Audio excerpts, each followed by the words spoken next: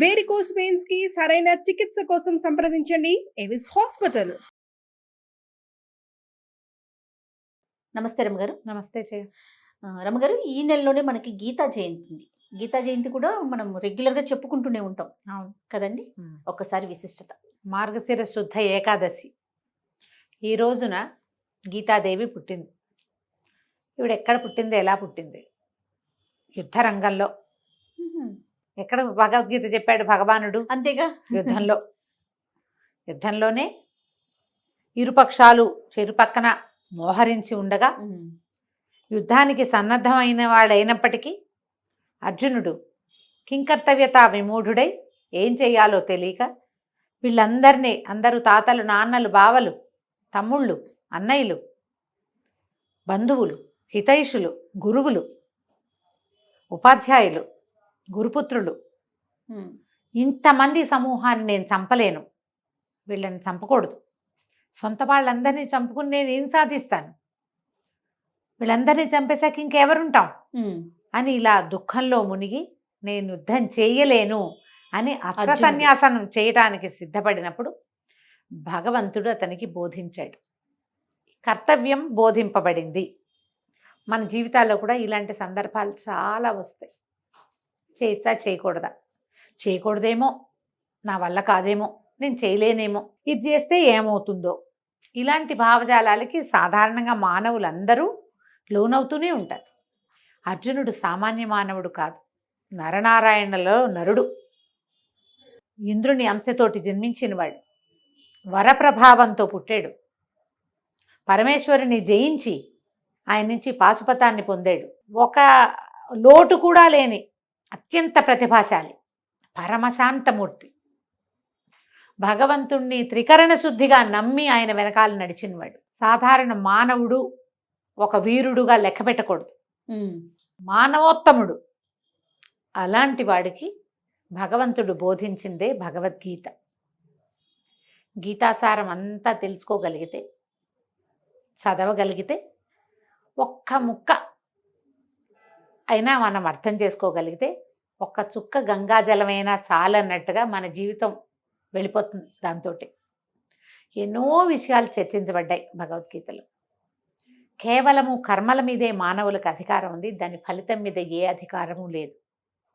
దాని మీద ఆలోచించకూడదు. నువ్వేం చేయాలో చేసేయాలి, అంతే అంతే. నువ్వు ఇప్పుడు యుద్ధరంగంలో ఉన్నావు, యుద్ధం చేయి.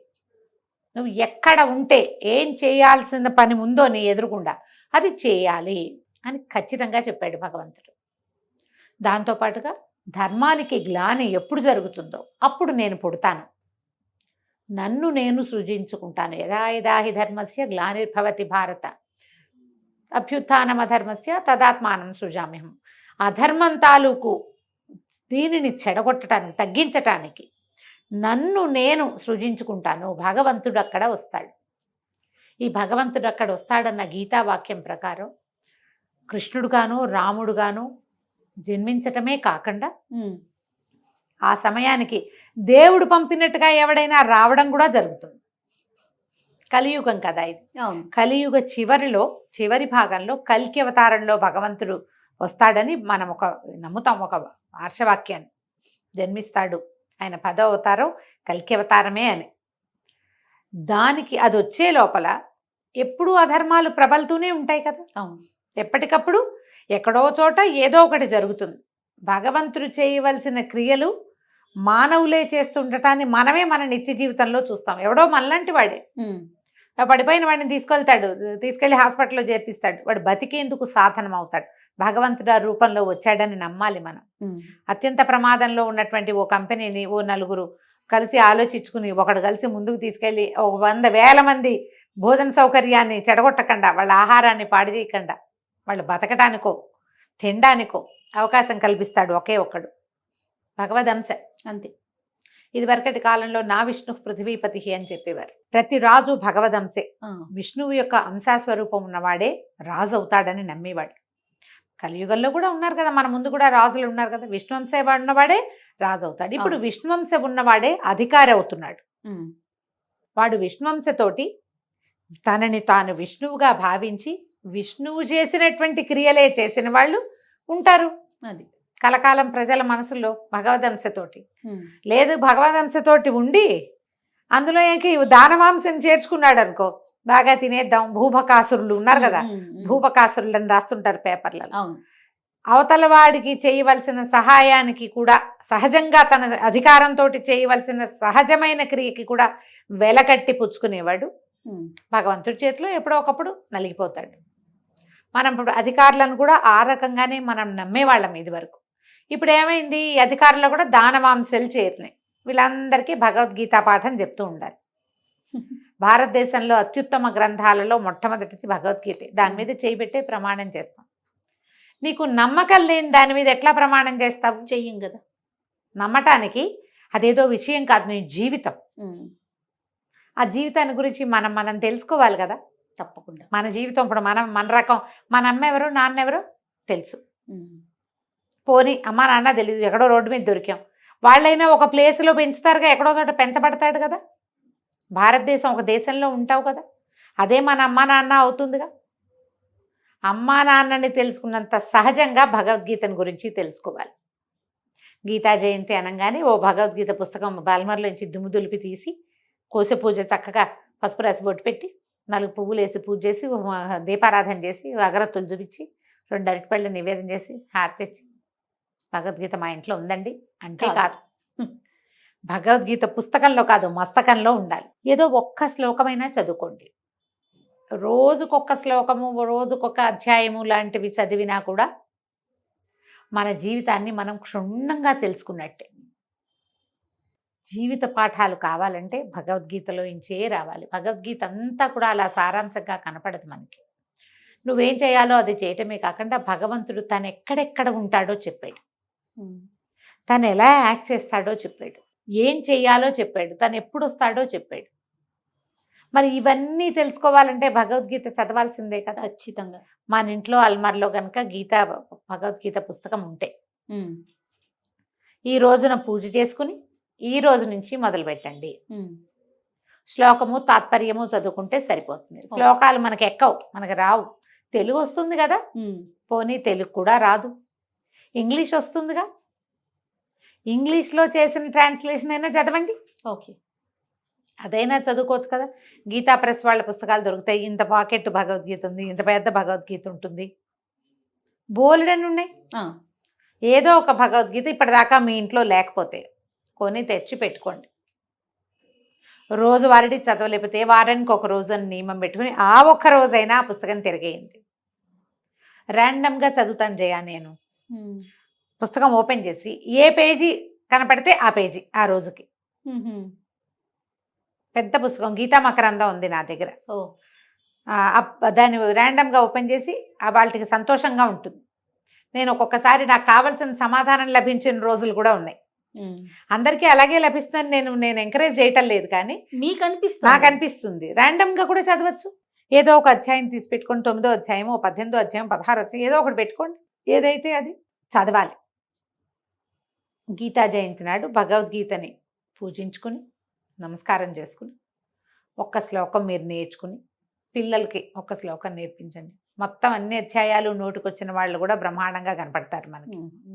నేను ఏటా చెప్తూనే ఉన్నాను, నాకు నోటికి రాదు అని. చదువుకుంటే బాగా అర్థమవుతుంది హాయిగా. తరచూ చదివిన శ్లోకాలు వస్తాయి నోటికి. అదే మొత్తము నేర్చుకోవాలన్న ఆకాంక్ష ఇంకా నెరవేరలేదు.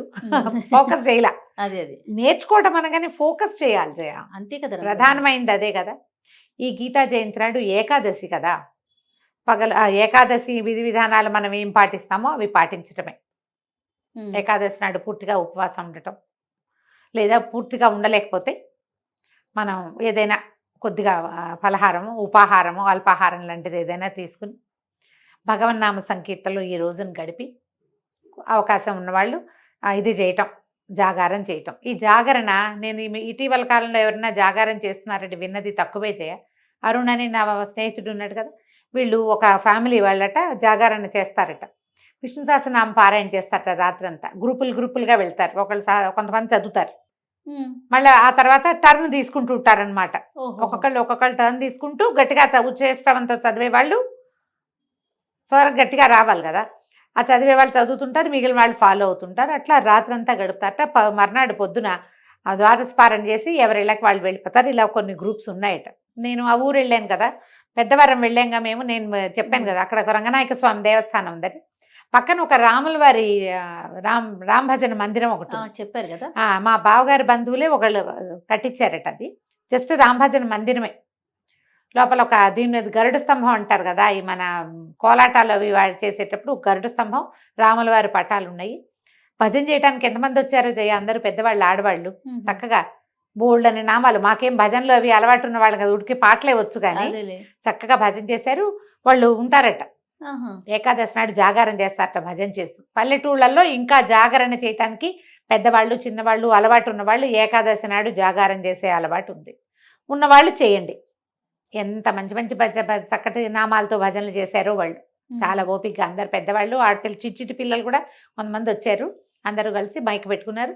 చక్కగా ఈ తాళాలు కొడుతూ, చిరుతాలు ఉంటాయి కదా తాళం, చిన్న చిన్నవి మన ఇత్తడి తాళాలు, భజన చేశారు.